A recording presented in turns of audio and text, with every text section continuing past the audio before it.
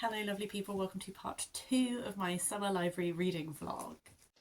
Doobie doobie doobie doobie doobie doobie doobie doobie doobie doo. Doobie doobie doobie doobie doobie doobie doobie doobie Sophie vlogs. I've never escaped the joy and lure of the library's summer reading challenge. This is something I always took part in as a child, and then when I was older I did some work experience in a library and I helped organise like summer reading challenge and all that kind of thing, and it's just summer comes around and I want to take loads of books out of the library, have a riotous time reading them, and also like show you some little clips of me doing hopefully some fun things. You'll already hopefully have seen part 1 of this where I read a bunch of interesting books. I'm back with more and there are many more on the way as well. So to kick us off, I do have 4 library books already out. I do also have 4 in transit now actually, so I better get reading. Let me chat you through what I have out. The 2 that I have not started yet are Honey in the Wound by Jiyoung. I do this thing which, if you follow me on Instagram, you will see, where when I am out and about and I see books that tempt me, I take little pictures of them so I don't forget them, and then every now and then when I have like 20 of them, I just do like a little Instagram dump where I'm like, these are books I thought looked interesting recently, and then sometimes people tell me like if they've read them, and that's really exciting, or sometimes we bond about the fact that we all want to read them, and it's great. And this is one of the books that I took a little photo of months ago, and I thought to myself, Sophie, just get it out of the library, our dearest loving friend. Definitely this stunning art on the cover like really caught my eye. I think this sounds really interesting. Spanning the 20th century, it's following a mysteriously gifted lineage of Korean women as they are displaced across Asia by Japanese imperialism. And there's one woman who is at the heart, and her gift is the ability to infuse her cooking with feelings. But it shifts into something more powerful as her sorrow and anger seep into her confections. You know, I love foodie books. Foodie February is a readathon that I run every February with my lovely friend Ashley. So that already appeals to me and makes me think of books like Water Like Chocolate. I think it sounds really like it's going to be a very emotional read, but I do think it sounds very interesting both in like subject matter and this sort of like magical realism side of it, I guess. I've taken out a Salman Rushdie. I got really into Salman Rushdie when I was 21. I like specifically did, I think it was the summer between 2nd and 3rd year of university. At that time, I had a blogger blog, hadn't started doing this yet, and I did like a summer reading challenge post, and I like picked a bunch of books that I was going to read over summer, and I did The Enchantress of Florence by Salman Rushdie, I did Frankenstein by Mary Shelley. I like just picked some iconic books and I read them, and I had a little bit of a Salman Rushdie moment at that point, and I read The Enchantress of Florence, The Ground Beneath Her Feet, Midnight's Children, and The Satanic Verses, and then I just haven't read him since. Not because I don't like him, I just appear to have not done that. This popped up in my library app and I thought to myself, now is the time, let's revisit Salman Rushdie. And I think this sounds really fab. It's in the wake of an unimportant battle between 2 long-forgotten kingdoms. A 9-year-old girl has a divine encounter that will change the course of history. She becomes a vessel for this goddess who tells her that she'll be instrumental in the rise of a great city called Misnaga, Victory City. And so then it spans 250 years. Her life becomes interwoven with this city, and she's trying to work towards this task to give women equal agency in a patriarchal world. But all stories have a way of getting away from their creator, and Bisnaga is no exception. I'm just intrigued to revisit a Salman Rushdie, see how I feel about him now. I really enjoyed his work when I read him, so I'm hoping to feel the same now. And then the final 2 I have already started. The Isle in the Silver Sea by Tasha Suri. I am only very briefly into this. I'm 16 pages into this, but I'm feeling really good about this one. The internet presence I curate for myself, I get targeted with a lot of like medieval things and a lot of like sapphic things, and I'm okay with both of that. And I get a lot of like Instagram posts that is like medieval, there's like a bit of a medieval revival happening that I'm very much here for. And this is always on those book lists, and I thought I would give it a go. I have read one Tasha Suri that I sort of just felt fine about. I liked a lot of the like depth of world building. It was a romance, and I don't think I cared for the male romantic lead, and I think that's why I felt just kind of okay about it, because I just wasn't really invested in the romance. But I do remember the world building being very cool. I think I read it during like COVID, so I don't really remember it very well because my brain has blocked a lot of that out. What I've loved about this so far is that it's set in England, but it's like this England that is like ruled by stories. Like stories are very much like an alive thing in this. In those 16 pages that I've read so far, like we are following this witch who, it's like she can feel a story is coming, so she sets this trap for this like group of knights, and it goes and things don't quite go how she thought they would. It's really giving The Everlasting by Alix E. Harrow, which is great, funny because there is a quote from Alix E. Harrow along the top. But I guess this approach to stories and this self-awareness about them, and I'm really feeling that so far. The form also like has like excerpts from like stories as well, and I think just because I read The Everlasting for last year's like summer reading vlogs, it's just, it feels very, this is really evoking it for me, and that makes me feel great because I really liked that book. The knight and the witch are fated to fall in love and doom each other over and over, the same tale retold over hundreds of lifetimes, which is also what makes me think of The Everlasting. So that they're essentially trying to break this cycle. There is like an assassin who's after them. That's all I know, that's all I need to know. I have really enjoyed the 16 pages so far and I'm excited to keep going. And then finally, this tiny little book I have already read. This is So Long a Letter by Mariama, which is translated by Modupe Bode-Thomas. This is, I have picked up for my Read the World project for Senegal. This was already on my radar before I started doing my Read the World project though, because Lanes read this, and Lanes doesn't make YouTube videos anymore, but she does still post Goodreads reviews, so I will link to her Goodreads profile down below, because such like long, detailed, insightful, enjoyable reviews to just read, whether you've read the book that she's read or not. I just read her review of this book and I thought to myself, I want to read that book. It's very much like an iconic piece of like feminist African writing, and it takes the form of letters. So our main character, Ramatoulaye, is she's been recently widowed. Her best friend previously left her husband. She's observing the mourning period after her husband's death, and so she cannot accept visitors and she cannot see people, so instead she is writing these letters to her friend. And through writing the letters to her friend, you're really getting to see what it is like to be a woman in Senegalese society, because it's letters, and the letters like flit around in the way that you would recall things when you were like talking to a friend, and you'd be like, oh, do you like, you're talking about something that's very much happening now, and then you're like, but do you remember this all those years ago when this happened? And through that you get to see like a real like myriad of women's experiences between the two friends, their daughters, the other wives that their husbands have. And I think why I liked this so much is I think there's this like really lovely like friendship between the two women that kind of like is a thread that runs throughout. So as well as getting like a bit of a better understanding of like at the time this was written, like what it was like to be like a woman in Senegal, there's this affection in like the way that she is writing to her friend. She like really respects her friend for when her friend's husband said he was taking another wife, her friend left him, and how like incredible that was to do at the time and all this kind of thing. But also she herself walked a different line and lived a different life, and I liked this. I liked the presentation of lots of different ways that women could live. It's actually really important to Ramatoulaye, her identity as a mother, and she has these like wonderful connections with like her daughters and her children and all that kind of thing. So this was just one which, it's very short, but I actually kind of took my time a bit reading it because I was just really enjoying. I guess the like one thing I would say is that I think you have to ever so slightly suspend your disbelief when it comes to like the nature of the form. It's kind of like Janice Hallett. Janice Hallett's books, because they're all epistolary, but in different types of media. Sometimes you're reading it and you're like, you wouldn't be having this conversation over WhatsApp or email. That's not how you'd be doing this. Some of this, it's like, if you were writing a letter to your friend, you wouldn't need to explain to your friend how they left their husband, because they lived it, they know.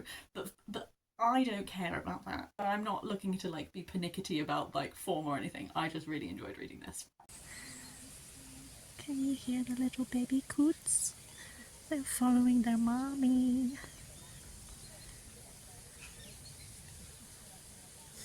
Oh, they're so cute. Mama is She's feeding her little babies. I mean, she's feeding one baby, the other baby is still crying. We are here on a very hot day at Durham Park. And this is the planted garden. If you can hear my water bottle, please ignore it. Yeah, this bit is all beds and borders and very beautifully planted. If I had smell-o-vision right now, you would be able to smell very sweetly floral. There's loads of lavender here, but it doesn't smell like lavender. I don't know enough to know what it is. But yeah, butterflies are everywhere. The birds are singing. It is a glorious day.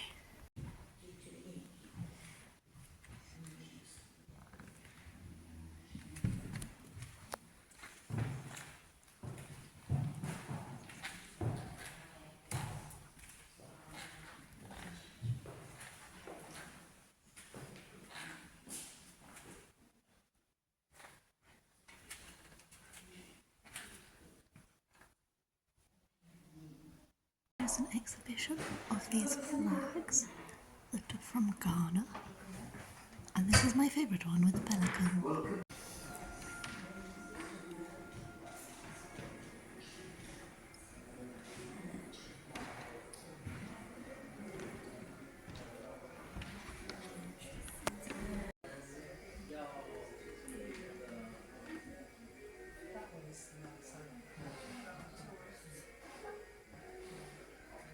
This flag is incredible. Look at that flag. Hey lovelies, popping in with maybe I think this might be a bit of a chunkier update because I have books to update you on and more books out from the library. I thought I would give you updates on these two which I've started and then show you the 3 more books that I have out from the library. As I said, I did start reading The Isle in the Silver Sea by Tasha Suri. I'm loving this so far. I think this is going to be so me. Currently I'm 100 pages in, and the things that I love about this so far are I'm really enjoying Tasha Suri's writing style. I really love fantasy that is drawing on stories and the power of stories and all that kind of thing, and I was like describing this to someone at work and I think I really sold it to her. Both of our main characters in this, the witch and the knight, are both incarnates, and that is that they are these stories that tell themselves over and over and over again. They get reborn as people in like each generation essentially, so they're both kind of like fated to fulfill this storyline that we know from this story archetype will end in tears and all this kind of thing. It's also really exploring like the power of stories like this in this world. Like Britain, at least England, is so imbued with story and made of story that this assassin figure who I mentioned in the plot summary, like when the assassin comes and kills an incarnate, part of England disappears. It's like the whole realm, like the stories are fundamental to the structure of the realm, and I have a feeling that that's to do with the immortal queen that they keep referring to. I'm just about to meet her in text. But that whole concept I think is so fascinating. I'm very interested in how that came to be, and equally, if that is so, who would be invested in killing incarnates to effectively destroy the realm, as well as whatever implications that means for stories, I don't know. So I'm really loving this whole setup. Samira and Vina have met now. I'm kind of like, they have, obviously because they know the story they are fated to be part of, there is like a bit of a resistance to like getting it underway because it will lead to your inevitable demise. So there's a little bit of like a, you know, being attracted against one's will, that kind of whole thing. So I'm so enjoying this. Unfortunately, this should not be my priority to read right now because I have a bunch of other books that will have hold requests on that I should really be reading more promptly. So I have started Honey in the Wound by Jiyoung. I think I'm about halfway through this. Yeah, I'm about 180 pages in. Also enjoying the writing style of this one. Like I'm finding it incredibly readable. It is handling a lot of quite harrowing topics. I would say definitely like investigate trigger warnings for this. It is exploring very much like Japanese imperialism in Korea and a lot of the like atrocities and horrible things that were done there. So I would say don't be tricked by like how beautiful and stunning this cover is. It is really handling some heavy things.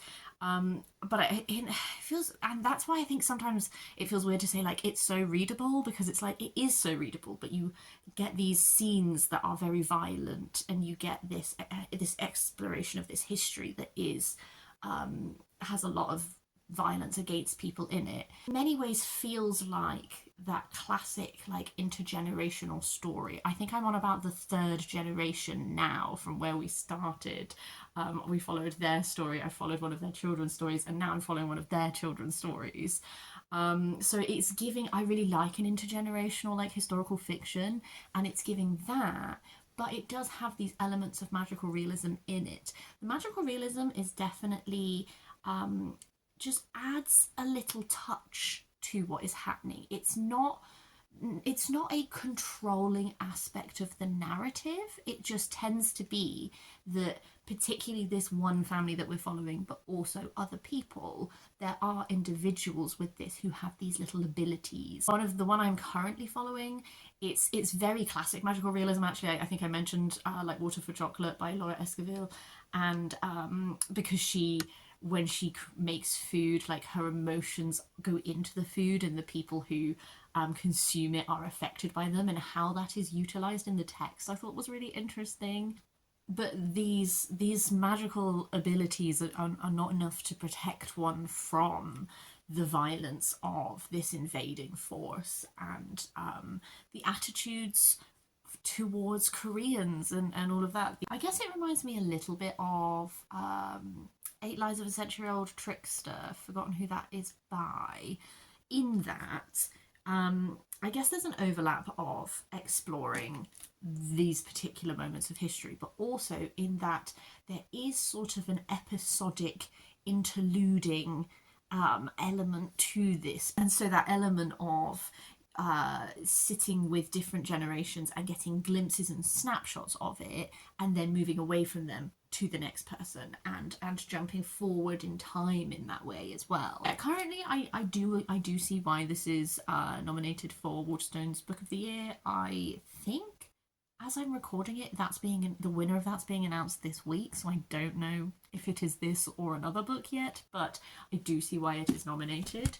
I haven't started the Salman Rushdie yet, but I have picked up 3 books. Mother Mary Comes to Me by Arundhati Roy.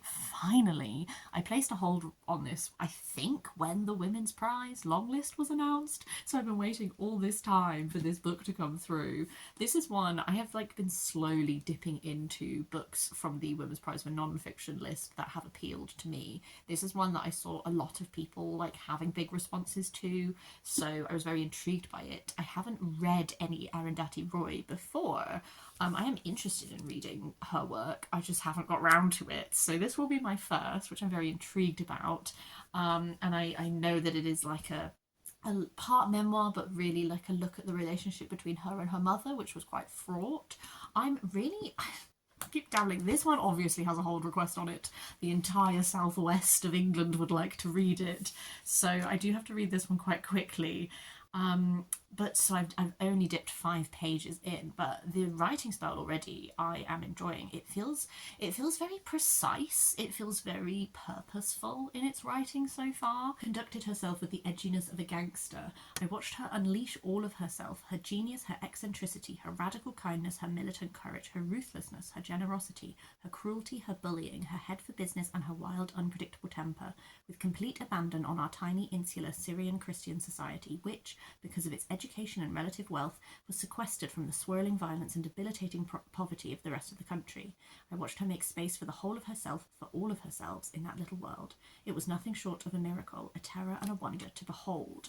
I already feel like she's painted such a vivid picture of the type of person her mother was, and I'm 5 pages in and I haven't had any specifics on detail really of her life, what their relationship, what specific things that have happened, but I already have this sense of a person who is a force of nature and to others might be a force for good, an impact and all of that, but to the actual child there is something a lot more complicated happening there. Also started reading 84 Charing Cross Road by Helene Hanff. This was a recommendation from my friend Maddie when I was talking about getting comforting books for the year. This is one that's on that list. I'm finding this really delightful so far. This is non-fiction. It is a series of letters that Helene Hanff in 1949 wrote to Marks and Co, who were booksellers in London. So she's in America, they're in London.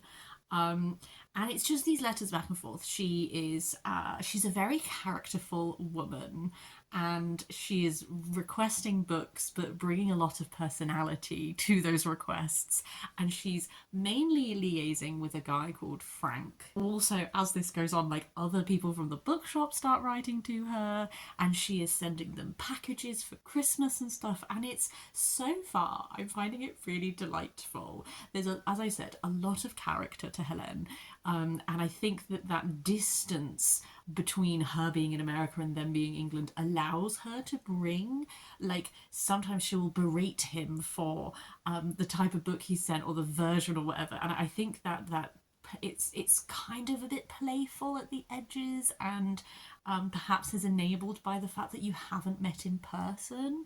I'm also genuinely finding it interesting from a look at this particular time, because, for example, she keeps sending hampers to the bookshop because England is still in rationing. Rationing carried on in England after the war until like the 50s. So this is covering a point where in America there are these things which are like very easy to get hold of, but in England are like absolute luxuries.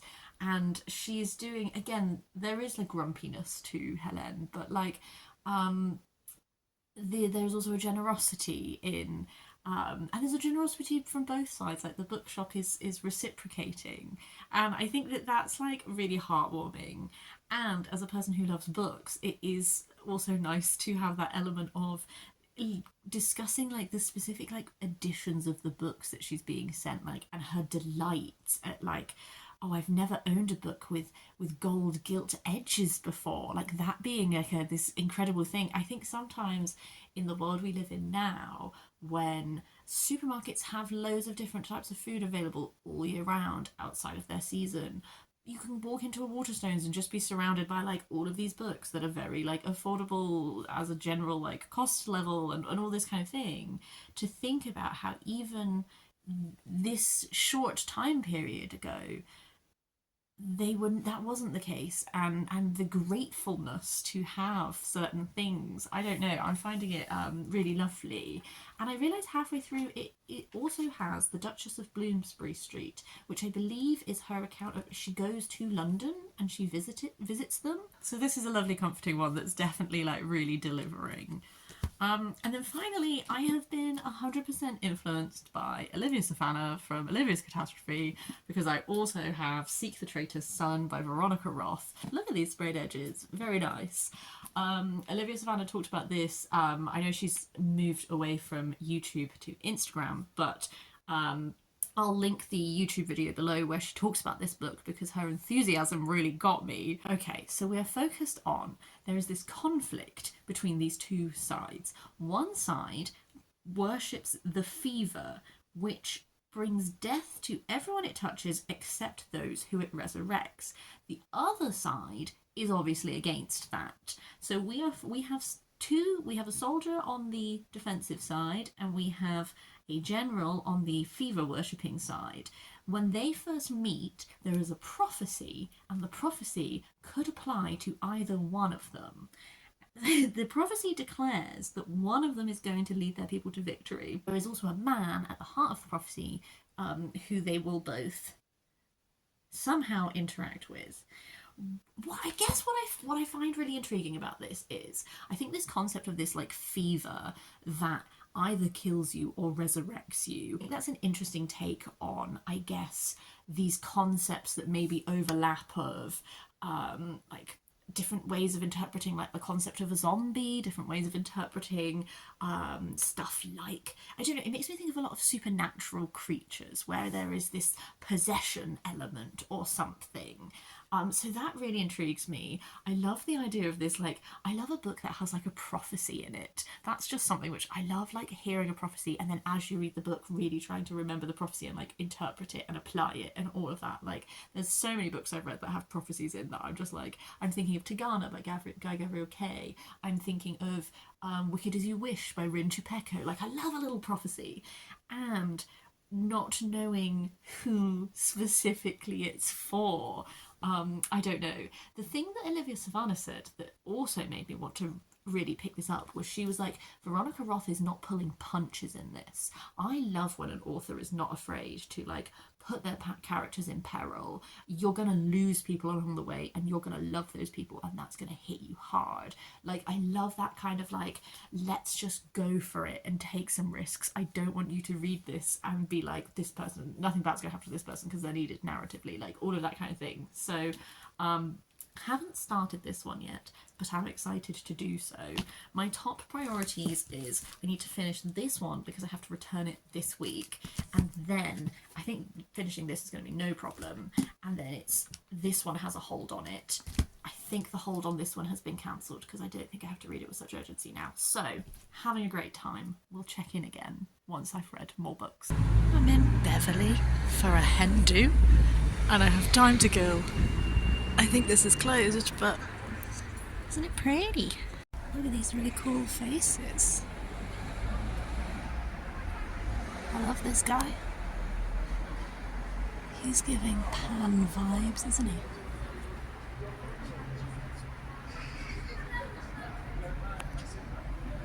Hello. I feel like this is wonky framing, but I can't get it to do it not wonky, so this is what we're doing. I finished 2 books. Let's chat about them. I finished Honey in the Wound by Jiyoung. It was such a moving book. I do really want to emphasise that I think perhaps some of the way that this like lovely cover and maybe some of the marking does not quite highlight quite how harrowing some aspects of this are. So I would just like to give like a bit of a warning and maybe look into triggers and stuff depending on like you. There's a real focus throughout the latter half of this on experiences of Korean comfort women, which I guess because I did compare this to 8 Lives of a Century-Old Trickster. So it makes me think of that even more, actually, in that also had a heavy focus on that. This definitely, like, that becomes a real strong aspect, and then particularly as it goes through with later generations, like seeking justice for that, seeking acknowledgement that it happened, like all of that kind of thing. Like, it's a really strong through line throughout the rest of the book. And it's interesting because I reread the blurb after I finished it, and I would maybe say don't read the blurb before you read it, because the blurb, most of what that blurb is talking about is this person who doesn't come in until quite far into the book and is this like through line at the end. That's an interesting blurbing of it because it actually takes you quite a long time to get to that point. I always struggle with blurbs where they give away too much or they like start too late and then you're like, what? I don't know, that's just like compiled ramblings. On the whole, I thought that this was really well done. It's like abilities kind of pass down the female line, and there's the presence of them allows some characters later on to really connect in a way that perhaps they wouldn't be able to connect if they didn't have those abilities. And I think it led to one of the aspects of the latter half I enjoyed the most was this like real connection between these two characters. So I really liked that bit. I will say, having read the whole thing, I think there are elements of this that there's certain characters and detail given that made me think that certain people would be more relevant and prominent than they actually are. There's like one character in particular who is in Youngja's storyline, who is like, we get like a whole backstory, and I really thought they were going to be much more of a person, and then they're just kind of gone, and I quite liked that character. So I guess I was just surprised at some of the levels of detail when it was like, oh, we're not actually doing anything with this, and I completely understand why it has been having all of the buzz and discussions. Also finished 84 Charing Cross Road. This was just a delight. it was surprisingly moving at the end, and then this the latter half of this is the Duchess of Bloomsbury, which is her diary of. She finally has 84 Charing Cross Road has been published, so she comes to London as part of the sort of like press tour of it, and then finally experiences London. I continued to really enjoy this like vision of this time. There's just something so lovely about this idea that like everyone she meets when she comes to London is like so excited that she is there and so generous and like goes out of their way to take her on day trips or host her for dinners or do things, and there's just like this glimpse into like this way of being where there is just like this lovely community. I thought that was really nice. It is also funny reading this as someone who is from the UK, because she definitely has this idealised view of London for sure. There are things which she finds very romantic and very appealing, which I'm not sure as someone who is from here I feel 100% the same, but I'm also from here at like a different time. I don't know, I just think this capturing of this time was lovely. This love of books, and she's a very characterful woman, and she loves books, but she will read the same thing a lot over and over. So she says at one point that so often people expect her to be much more well read than she is, because she falls in love with things, and she will like read, and it will take her ages to get through one book because every time there's a reference she goes and she follows up and reads the thing that's being referenced, and all of this kind of thing. But there is still that like adoration of reading and of writing and all that kind of thing that I just think makes it so endearing. So yeah, this was really lovely, and it was absolutely like a comforting little delight. I found a new moth. It's the Jersey tiger moth, and it has orange on the other side of its wings. I love her. Update for this summer library book reading vlog. I'm going to roll everything else over to the next one. I have finished 2 books. First up, Mother Mary Comes to Me by Arundhati Roy. I do understand why this was getting a lot of buzz with like Women's Prize for Non-Fiction. I think it is incredibly like well written. Like, this is my first time reading Arundhati Roy, and it has made me definitely want to go read her fiction for sure. You know, sometimes you can just appreciate like the craft of a book, and I do appreciate that for sure. I don't know anything about her life, so it has been very interesting to get a better understanding. I didn't know that she'd written film scripts. I didn't really have a sense of the types of politics that she was engaged with and all that kind of thing, so it's definitely illuminating that part. She's incredibly open and vulnerable about, I guess, this relationship with her mother, which I did sometimes find hard to read because her mother is not a nice person to her. Interesting reading this when she's clearly reached a point of like with her mother passing, like having curated a better relationship with her and having a lot of grief around her mother's passing and that kind of thing. And I think it can be hard reading this as someone who is not a family member, not lived that, to always understand this coming to acceptance of, because some of the things that happen in this are like very awful to read, but I can really admire, I guess, the level of vulnerability and honesty to like present that to you. I think where sometimes this fell down a little bit for me is that I feel like she's incredibly transparent with that relationship, but there are lots of other aspects of her life which I guess I don't have that same level, I guess, for me as a reader. Like, there was a lot of decisions to do with like her personal life or her professional life or that kind of thing, which I don't necessarily feel like I have that same level of insight into. Like, it's like, and then I did this and then this happened and blah blah, and I don't feel like I have that same level of insight into, like, I guess, the decision making of it, the momentum of it. I don't know. I think definitely where this circles around her mother is this like really strong hook, and I think perhaps some of the other bits are where I don't feel that same level of understanding. I don't know. I also do think it like meanders around a bit for my taste. I do appreciate like the craft of it and all that kind of thing. I just don't think I like adore it to the same level that quite a lot of people I've seen have. A book that I did adore, that's absolutely my jam, is I did finish The Island, the Silver Sea by Tasha Suri. I loved this. This is a 5-star read for me. This is just everything I love in a book. I had such a good time reading this. Very much is in the same family as The Everlasting by Alix E. Harrow. Like, if you've read one and not the other, I think like they're cousins in that they're doing similar things but in different ways, but they're definitely in the same family of book, and I think that they are like very much like married in my mind. I love interactions with story in this kind of way, and by having these incarnates who are reborn over and over again, and they have these like story archetypes and that kind of thing, in how you handle that and how you approach story and that kind of thing, there's like so much fun stuff to do with like the telling of tales, and can one break one's tale, can one be freed by it, the way that tales trap people, even powerful people, into behaviors. There's like contrast between like trying to control narratives versus this understanding of storytelling as fluid and as evolving and all of this kind of thing. I just think that this is engaging with it in like such a fun,